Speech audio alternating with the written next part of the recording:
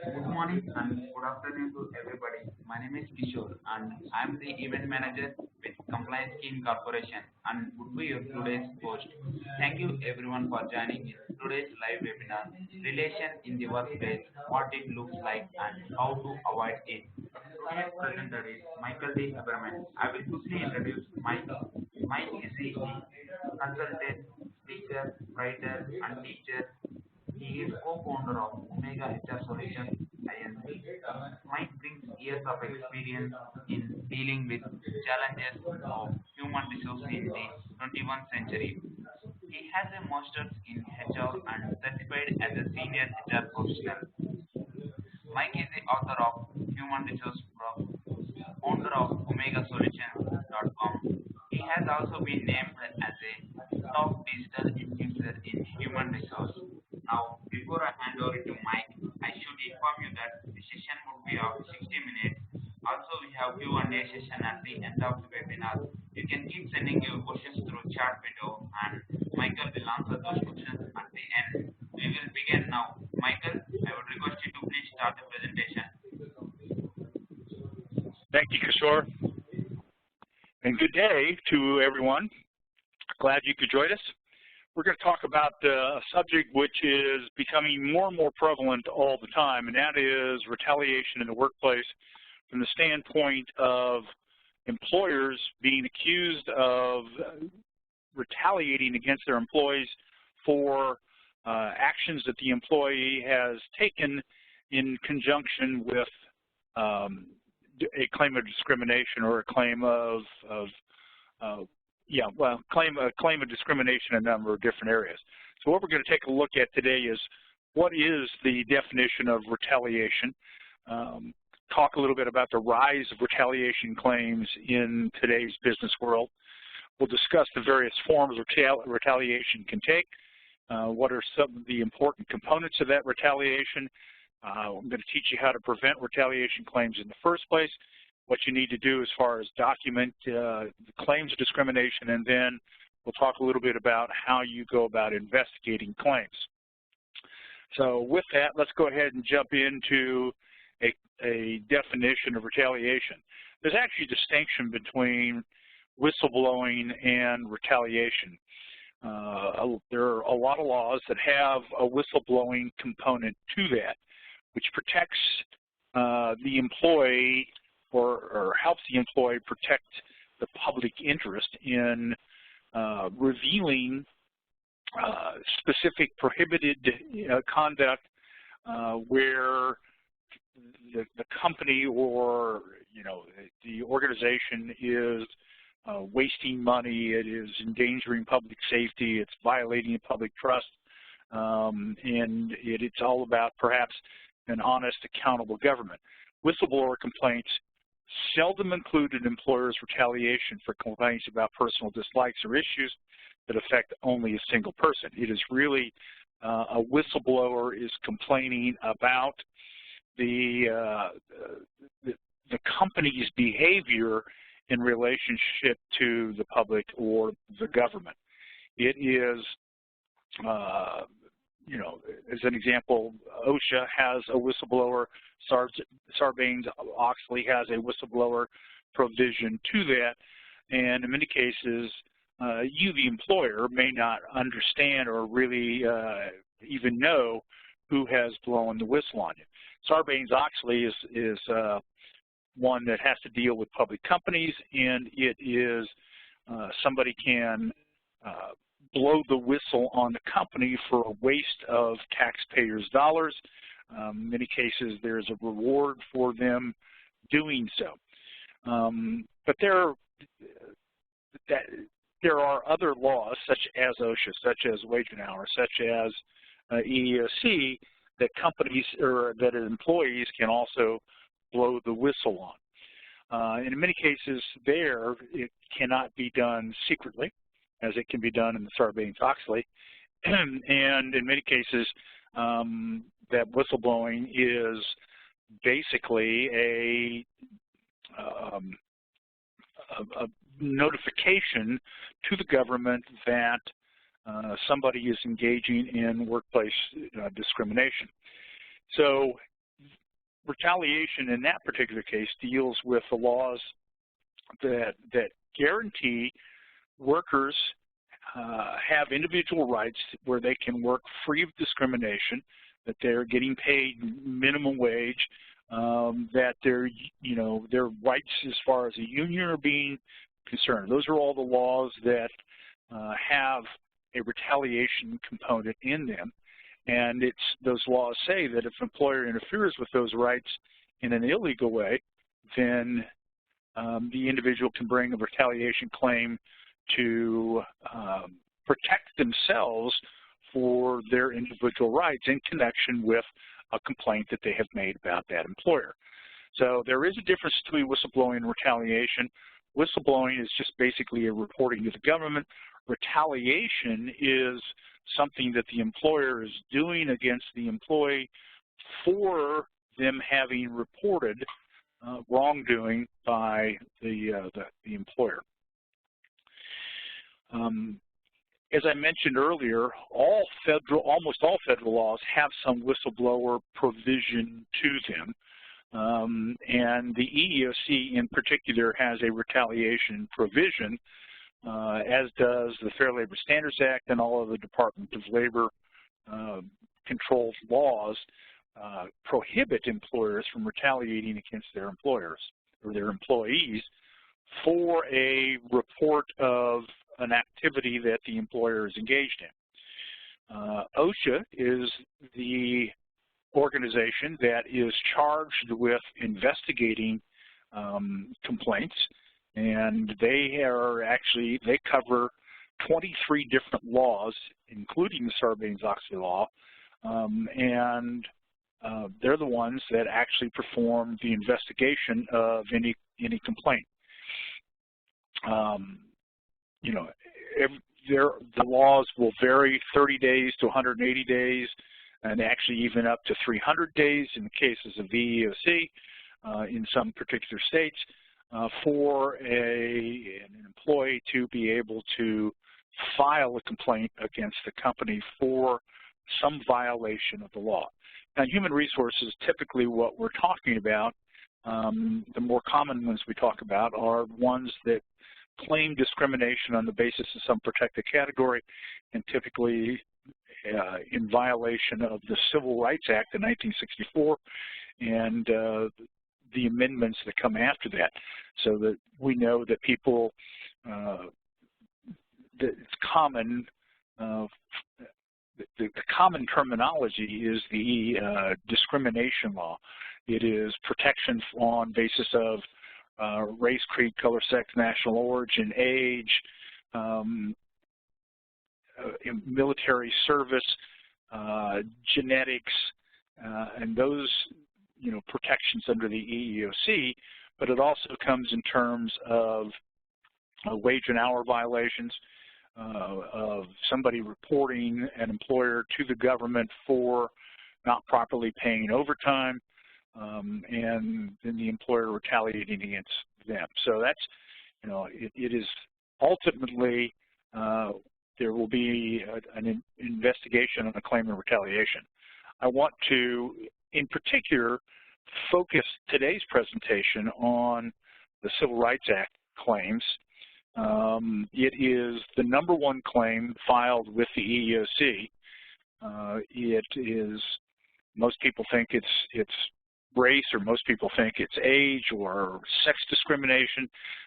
Those actually all fall short of the number of claims that are made against employers for an act of retaliation. It makes up 43% of the claims that are filed, and it is typically a claim that is made in conjunction with a claim of discrimination, so that if an employee goes and charges you with discrimination against them on the basis of their sex, typically their employer, or not their employer, but their lawyer, in helping them file a claim of discrimination on the basis of sex, will also then typically throw into there a claim of retaliation if there is some act that their lawyer has been able to claim was due to them having filed that claim of sex discrimination.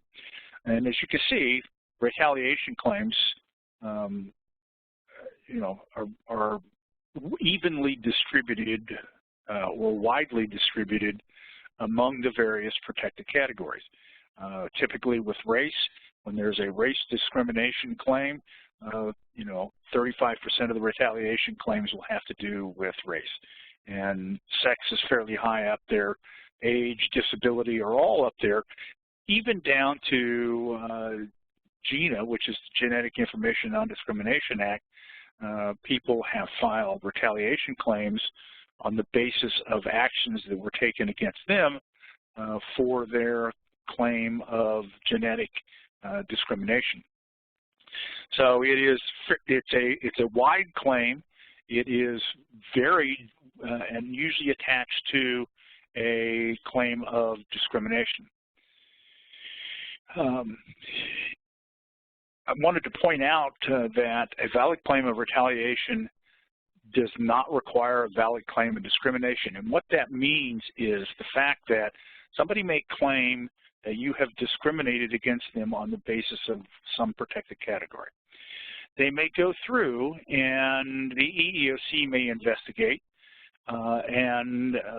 or it may end up going to a court where there is an investigation of that claim of discrimination, and in turn the court or the EEOC says, nope, there is no evidence of any claim of discrimination in this particular case.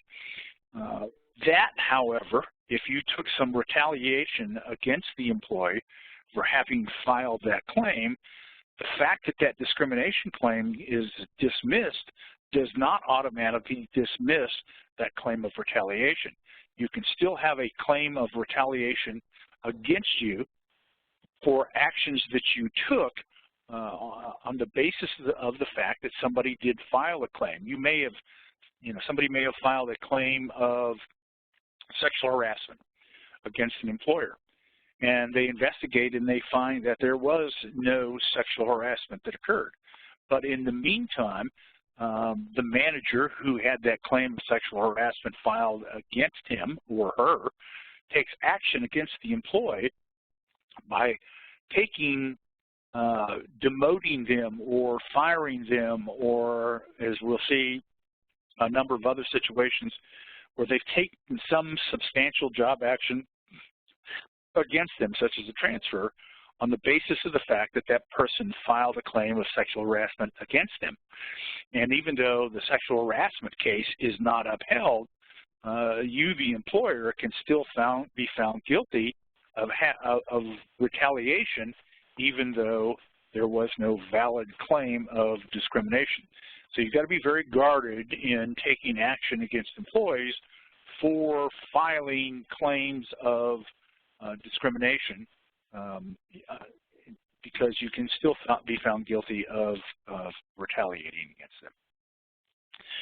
There is a formula that the EEOC has for retaliation, and I think this is would actually hold for Department of Labor actions as well. Wage violations, and there is in OSHA. And the formula is that if an employer takes an adverse employment action and it's against a covered individual who is engaged in protected category, then they deem that you retaliated against that particular employee. So let's explore some of the definitions of some of these terms. Who is a covered individual? Well, a covered individual is any employee or applicant who opposed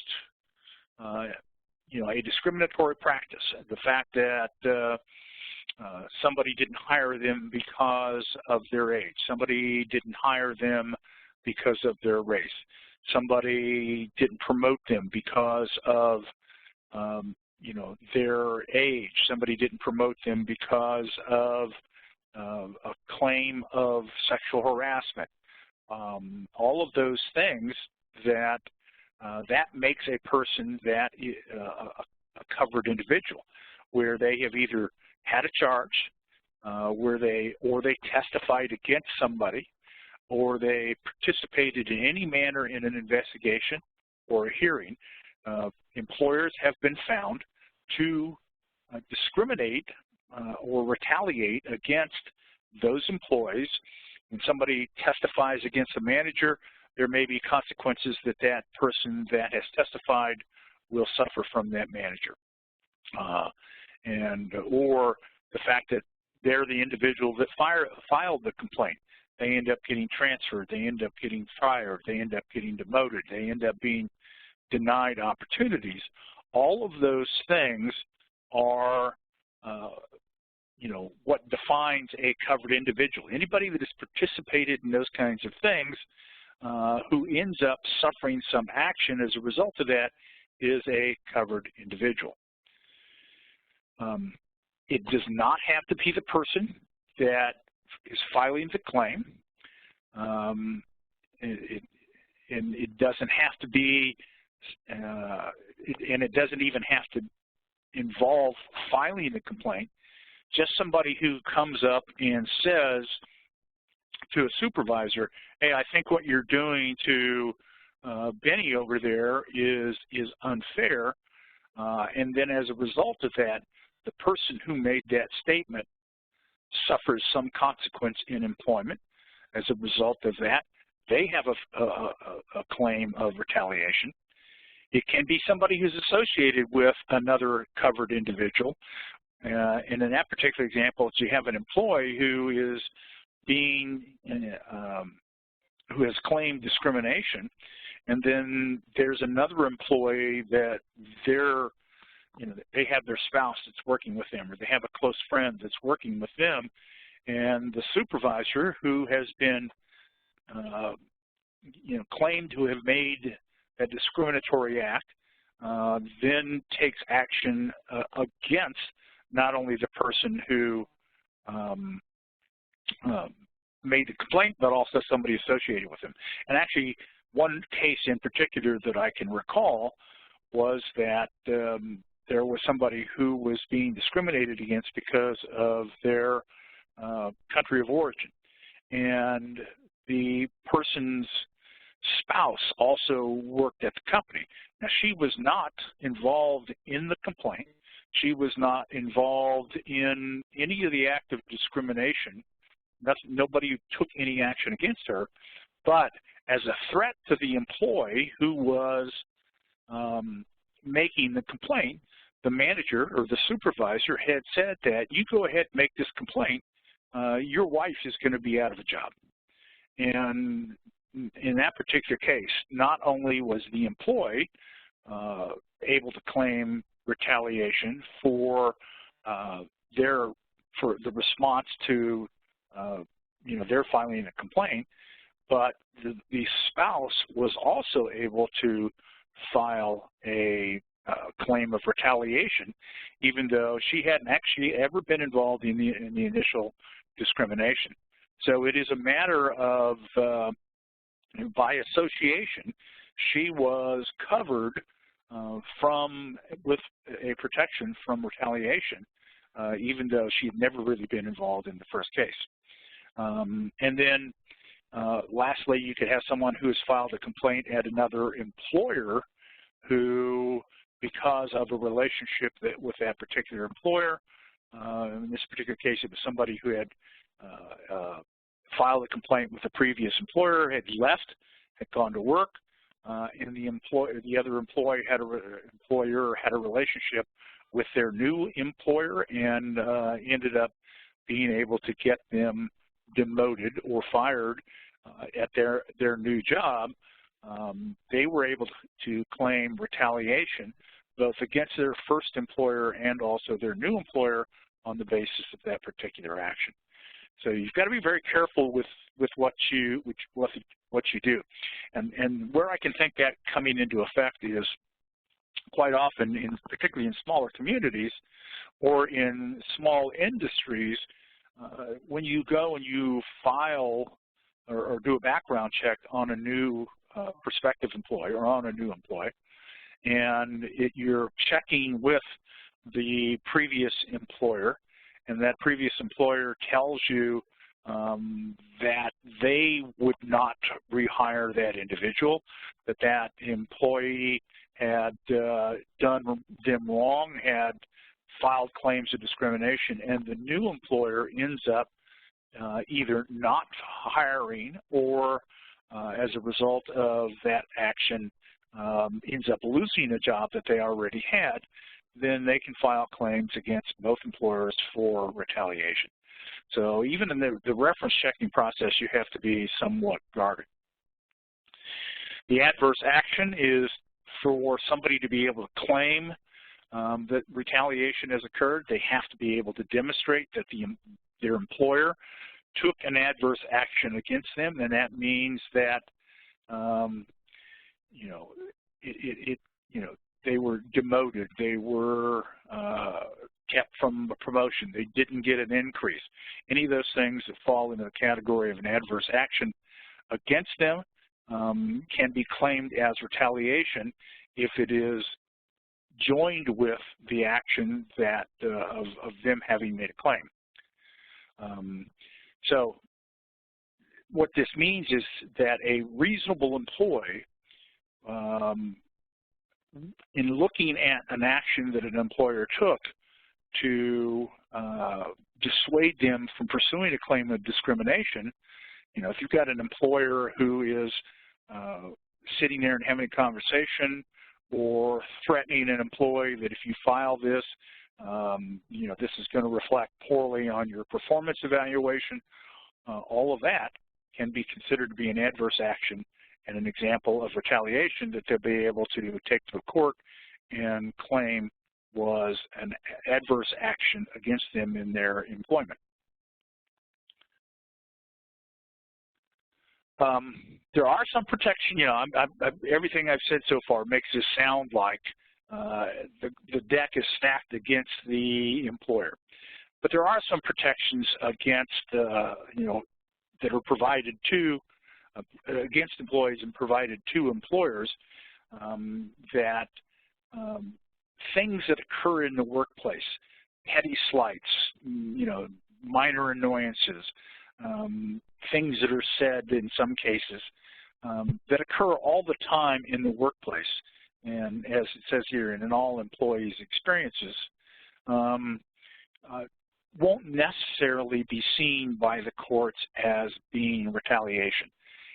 The retaliation does have to be connected to an adverse action in their employment, and as a result of that, just the fact that they don't get along with somebody is not an act of retaliation. Just the fact that I'm not necessarily nice to you as an employee anymore doesn't mean that I am retaliating against you. That not being nice to you would have to be connected to an adverse action against you, in that my not being nice is now connected to you not getting the shift that you want to have, not getting the promotion you want to have, not getting the choice assignments that you would like to have. If you can connect those to my not being nice to you, then you have a claim of potential claim of retaliation. But if it's just the fact that you and I don't get along, but we still work together, you still can get promoted, on the basis of your work, then you don't have a claim of retaliation. My not being a nice guy to you is not enough to claim retaliation, again, unless you can tie that directly to some adverse action. There have been a number of situations where an employee takes an action, or an employer takes an action against an employee, realizes that they made a mistake and corrects that, either because they realized it or because an attorney or a court said, hey, you need to correct this mistake that you made. And you reverse all of that. You reverse a suspension, or you reverse a job change, or you still, you make them whole. They don't suffer from anything. The action itself still can be seen as being retaliatory, and they still can bring a case against you for retaliation if they can, by that, show that there was some adverse action. So the fact that you went ahead and made a change, reversed an action that you took, and you make the employee whole, if for a period of time they could show that there was an adverse action, it cost them money, it cost them reputation, it cost them job opportunities, even though you've tried to reverse all that, you can still be claimed to have engaged in some retaliation against them. There does have to be some causal connection between the protected activity and the adverse action.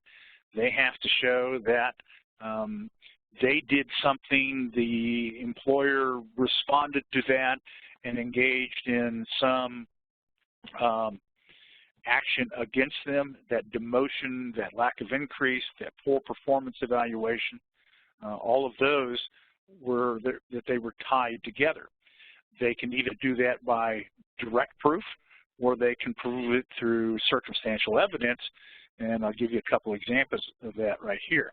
Direct evidence can be something written in a memo, something written in an email, where the supervisor or manager made a comment such as the person was a problem employee who needed to be counseled about her work, when in reality the previous performance evaluations had shown that that person was not a problem employee, was not having difficulty at work, that their previous performance evaluations had been at least acceptable, if not above that.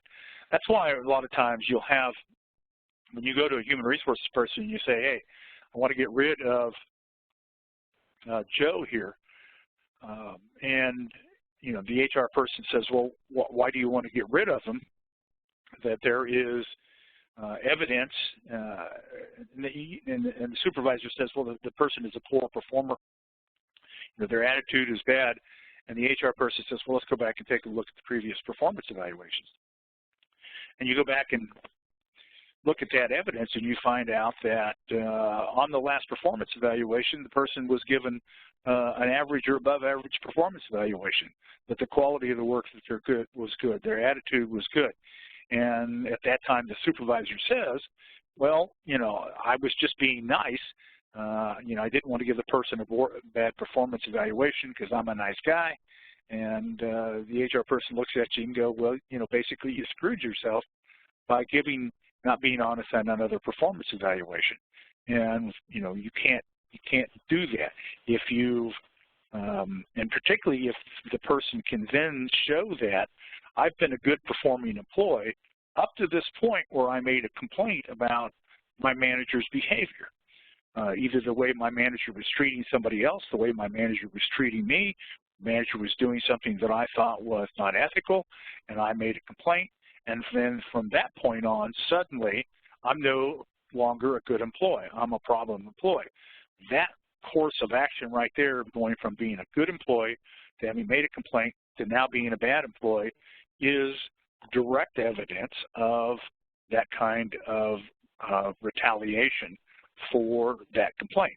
Again, that complaint may have never surfaced as an actual complaint to the EEOC or the wage and hour division or OSHA or anything.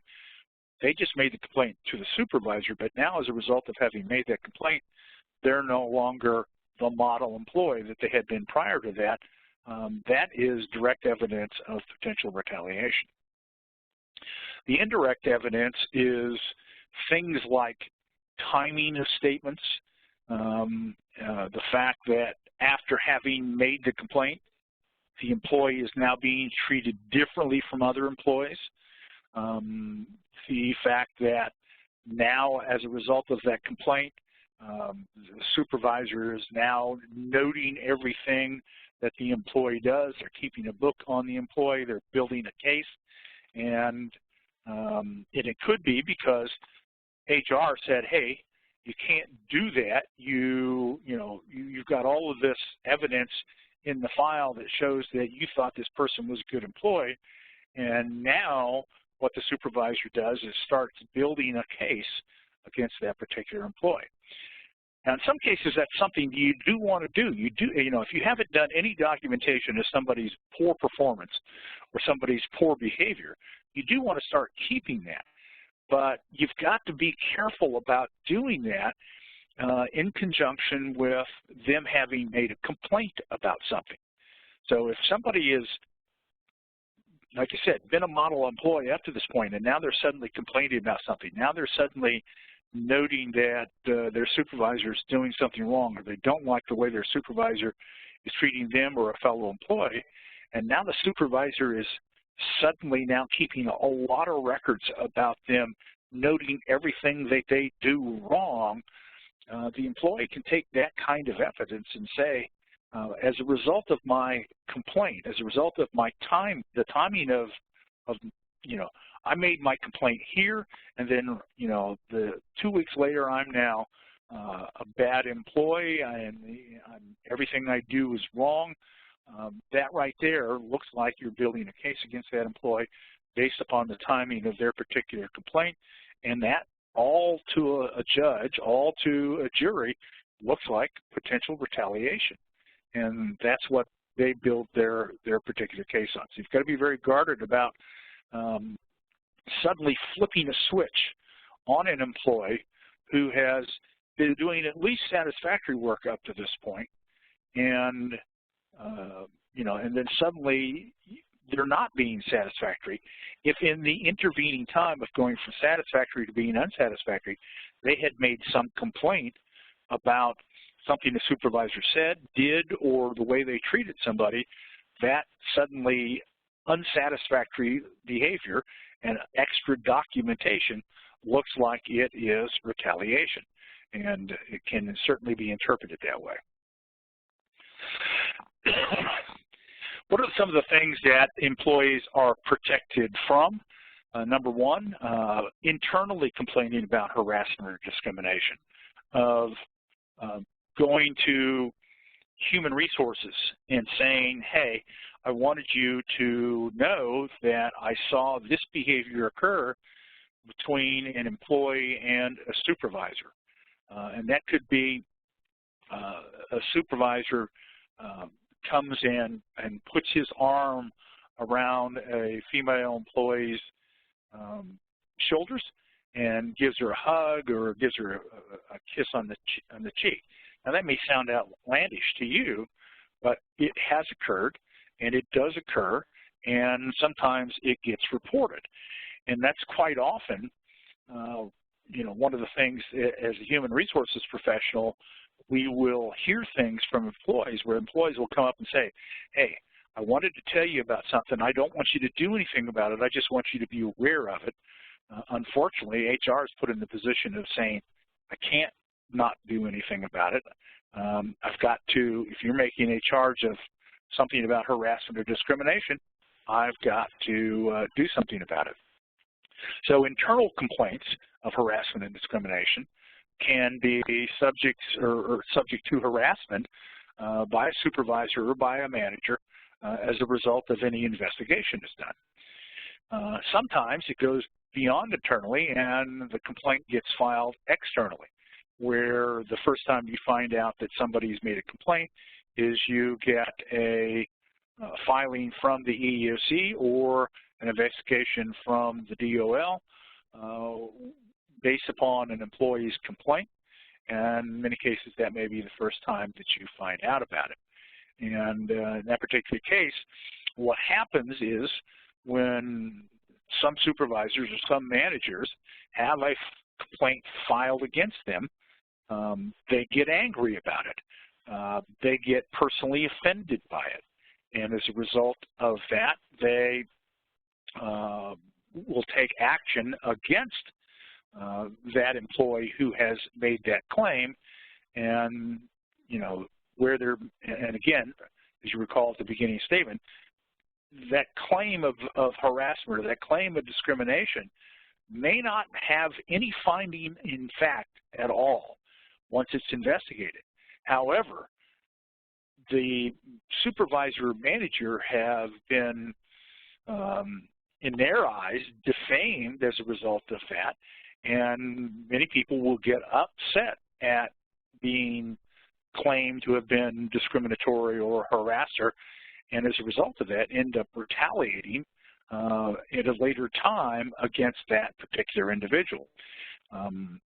It is another case is where in an investigation, somebody goes to, you know, whoever's doing the investigation goes and talks to other employees, and another employee confirms what the person who has filed the charge has said, and the person who has been claimed against finds out that somebody has documented or has substantiated what the original filer said, then in many cases the supervisor or manager will become upset about that as well, and that is going to be you know, filed or particularly as a retaliation situation.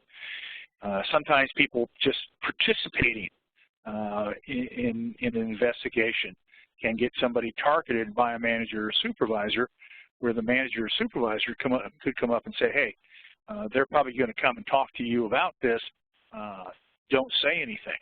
And if I find out that you're saying anything, then there may be some consequences. Well, that act right there is an act of retaliation, that if that person ends up suffering in the job assignment or financially, you know, gets targeted for layoff, could all be tied back to the fact that that supervisor has threatened them just for having participated in an investigation.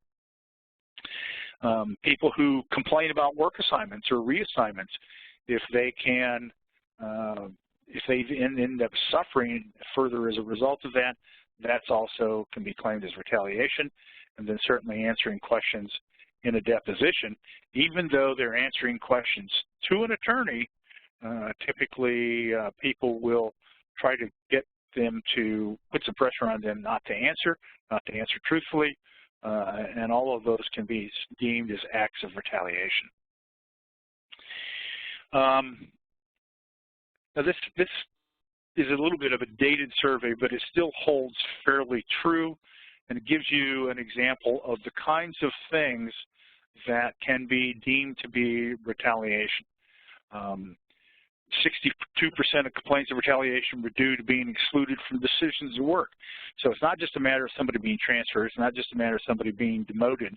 It is the fact that prior to that person's action, either a complaint or a claim of discrimination, they were included in making substantial decisions at work. Now they are no longer included. They are actually being excluded from that, and that has substantially changed their job because the fact that they're excluded from claims or from decisions now has an inhibitory effect on their career, an inhibitory effect on their pay, and they can claim that they have an adverse action taken against them. In many cases, shunning somebody who has been involved in this can be claimed to be retaliation. They're no longer included in discussions. People avoid them in the hallway. In many cases, they're not even acknowledged as being in the same room. They're not being introduced. Those claims right there can be claimed to be retaliation because now they're being treated differently as a result of something that they did before. 55% of people that have made these claims said that their bosses become verbally abusive to them, that they treat them differently than what they were being treated prior to their claim or participation in a claim. Some almost lose their job. Some said that they've been passed over for promotion or a raise as a result of filing a complaint. 42% said that fellow employees become abusive to them, that the rest of the department rallies around the supervisor and ends up demeaning, debasing, ignoring, abusing the employee who has filed some claim against the supervisor. In some cases, people have reported being relocated or reassigned. And this is, as I put up here, is very akin to being reassigned to a base in Alaska if you're in the military. You know, you're being sent someplace that is a less desirable assignment as a result of the action that you engaged in you know, reporting discrimination or reporting harassment. Some people, you know, almost 20% report that they've been demoted, and then in some, you know, small cases, 4%, some people have actually been physically attacked or even had their property vandalized, and that has occurred, I know, in a number of situations where people had gone out and at some point in a period of time after having filed a complaint, they find their car has been keyed or windows have been broken or mirrors broken off and that kind of stuff. So, you know, a lot of different things go into these kinds of acts of retaliation. Now, one of the ways you prevent retaliation to begin with is you prevent discrimination. You've got to make sure that you have a written policy that prohibits discrimination. The EEOC, the Civil Rights Act of 1964, specifically prohibits that, and that needs to be written into your policy.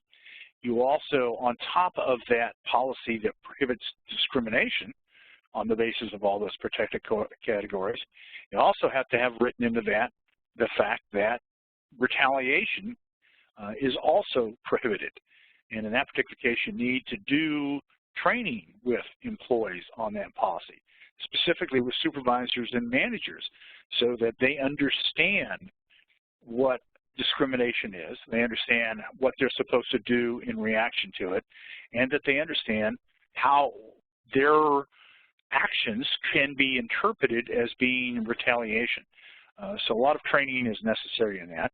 You need to have that form that allows employees to file an internal complaint. You particularly want to have the ability to have them file an internal complaint so that you can follow up on it and investigate it and take care of it and you know, nip it in the bud before it ever gets to the point of being filed to the outside. So good policy, good training, good follow-up, good investigation will help you probably not totally eliminate discrimination in your workplace, but certainly manage the potential for getting a charge of discrimination that can end up leading to having retaliation tacked onto it. Here are some of the steps that are necessary to conduct that investigation. Step one, be aware. Be aware that discrimination can occur in your workplace. Yes, you may not yourself participate in discrimination, but you may have, we as humans are inherently biased. They come built into us. They come socialized into us as we grow up. As you go through elementary school, middle school, high school, college, we end up with a whole slew of biases that so once we get into the workplace, we end up having those in it. So you need to be aware that people do have biases, and you need to make sure that you have the policies that make people aware that that's against your workplace policy. And then if you ever hear of potential discrimination, you need to investigate very quickly, and failure to do so is a very quick route to going to court. Step two is treat the person reporting the discrimination with respect. Many people are afraid to come and say something. That's why I, as a human resources manager, a number of times had people come to me and say, hey, I don't want you to do anything about this. I just want you to be aware of it, because they're afraid of the repercussions of having made that report. And as we're talking about retaliation, those fears are justified. People do get retaliated against for claims of discrimination or harassment. And like I said early on, their claim of discrimination or harassment may be unfounded. It may be a matter of interpretation, that once you do some investigation and you have some conversations, you may settle what was just a misunderstanding of something that was being said or something that was being done, that once you get that settled, you can take the discrimination or harassment aspects out of it, particularly in sexual harassment. Some of us, some people are raised in families where, they're huggers. And so, hugging another employee is just seen as a measure of friendship. But other families, other members, people were raised in families that have bigger personal space than that and don't like having that invaded. But if you come up and try to hug somebody, they don't like it, you could end up, if you continue that behavior, to be charged with harassment. But a discussion, if somebody's investigated that and you found that it's just a way, two different ways of socializing, in many cases you can put that to rest. The person who is the hugger just has to resist doing the hugging, and you have to help the person who is not the hugger understand that nothing was meant by that. That is the way they deal with everybody. So that's, that's the importance of doing that investigation.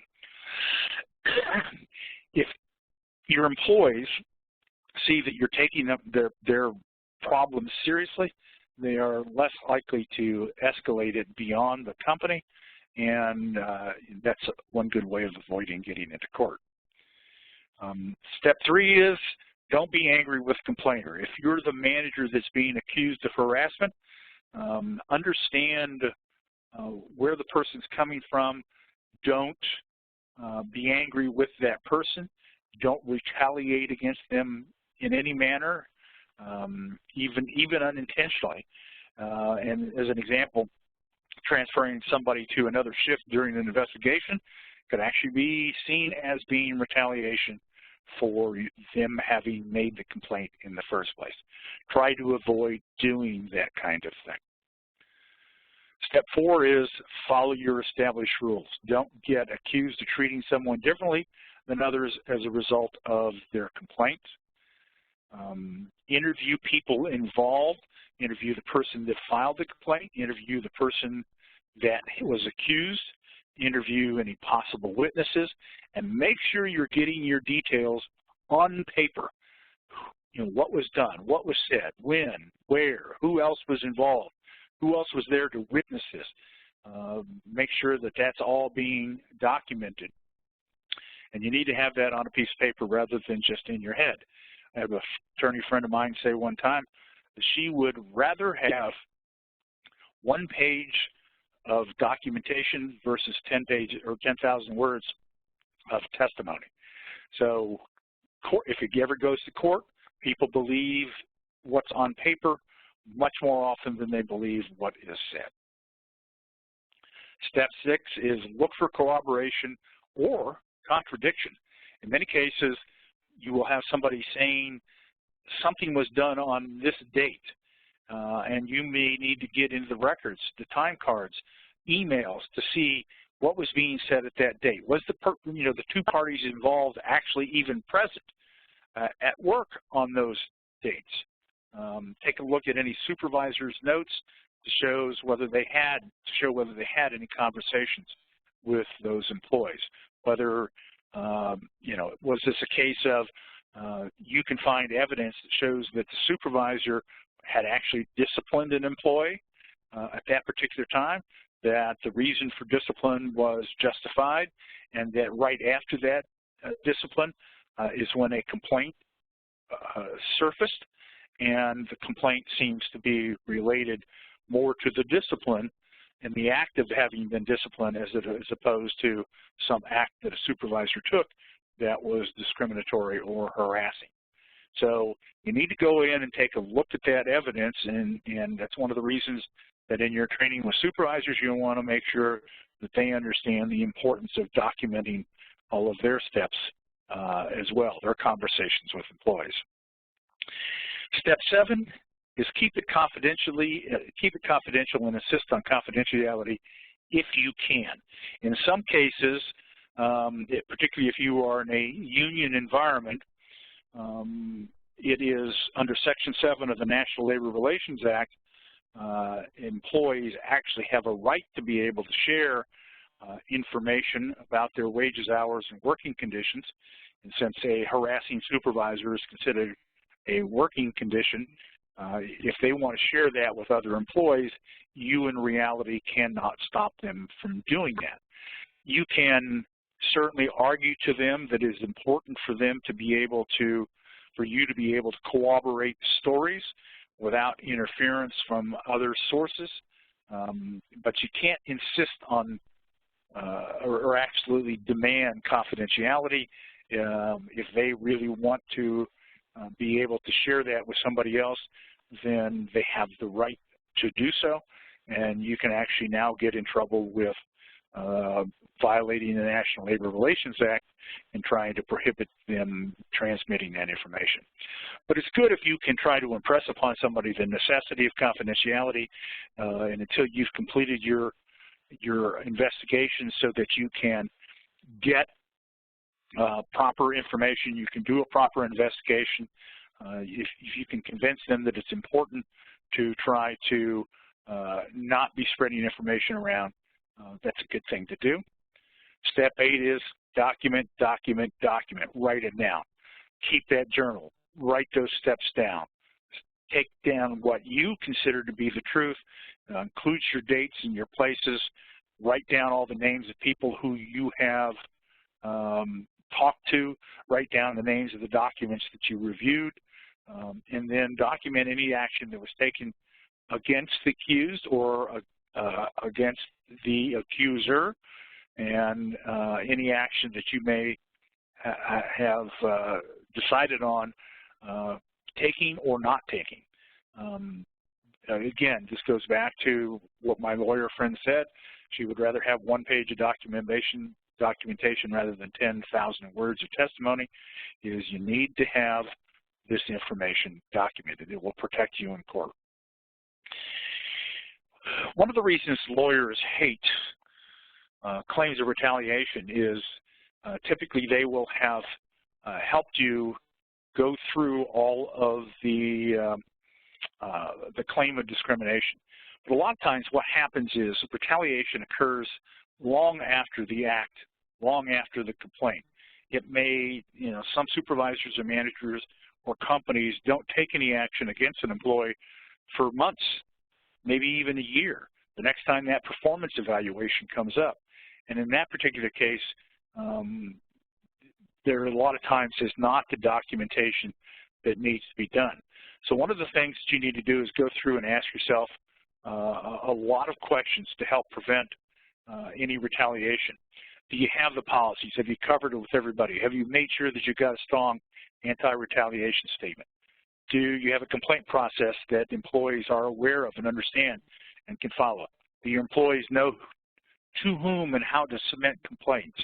Do you have a way for them to be submitted, in a non-face-to-face kind of situation?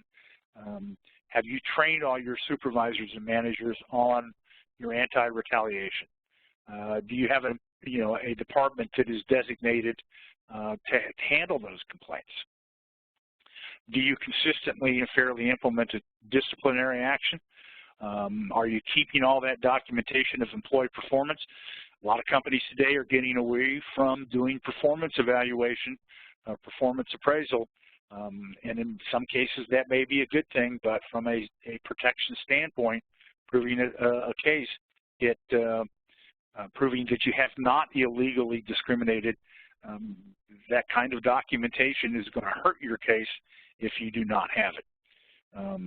So keep those records and retrain supervisors who engage in retaliation. Do you provide the same kind of information on references for all former employees? And you need to ask yourself, do I have a situation where retaliation could exist? is the employee raising informal concerns with the supervisor? Is the employee threatening to file a complaint? Has the employee filed a complaint? Has the employee gone to the outside, or is the employee supporting a coworker who's filed a complaint? Those are all situations that could end up resulting in retaliation against them by a manager or supervisor who has been the subject of that particular complaint. Is there any further action? A year from now, is this person going to be up for a promotion?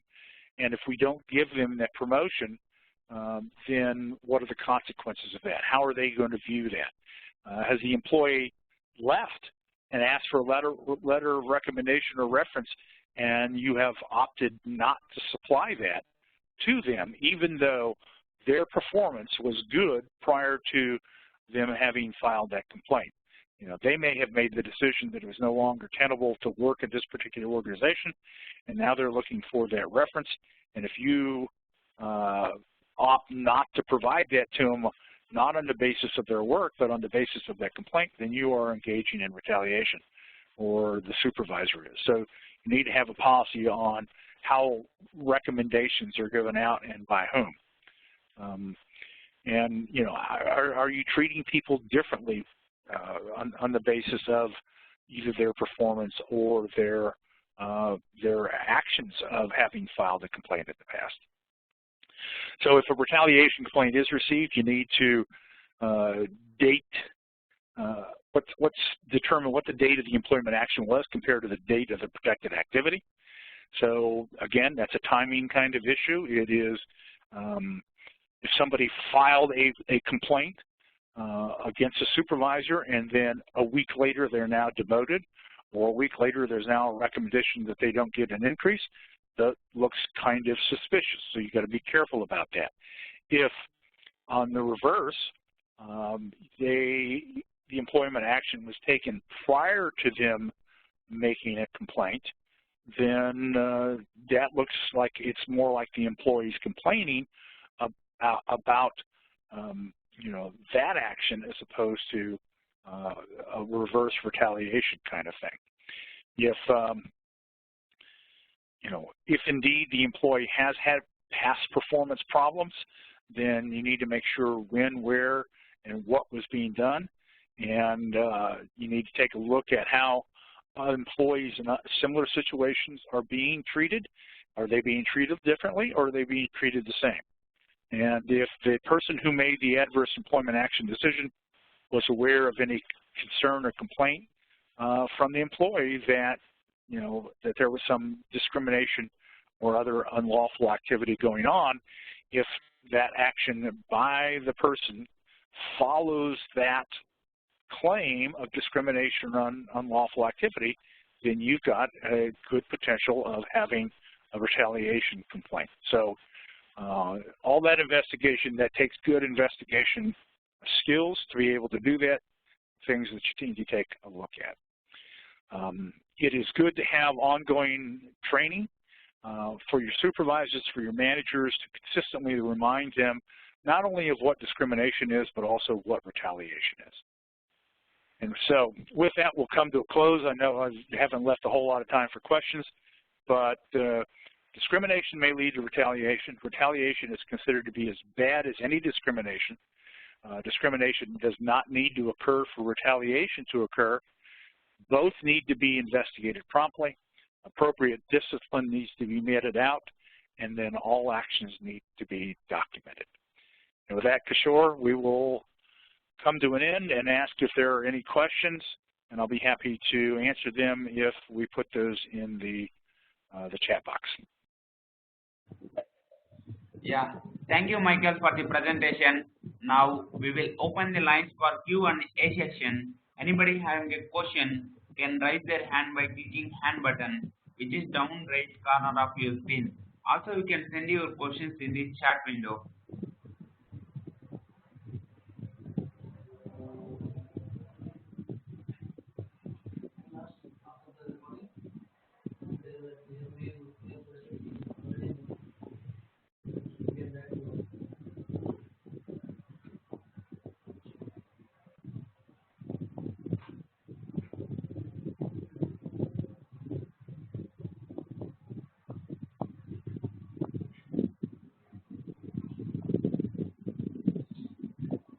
I think it seems there is no questions at this moment. However, you can still send your questions through email ID at webinar@compliancekey.com. With this, we will end the session. We appreciate your time and believe the session was informative and up to your expectation. We look forward to see you in your next event. Soon, you would be receiving certificate of attendance and a feedback form. Kindly send your comments. Your feedback is important for us. Thank you very much for your time and have a good day. Thank you, Michael, for the presentation. Thank you, Kishore.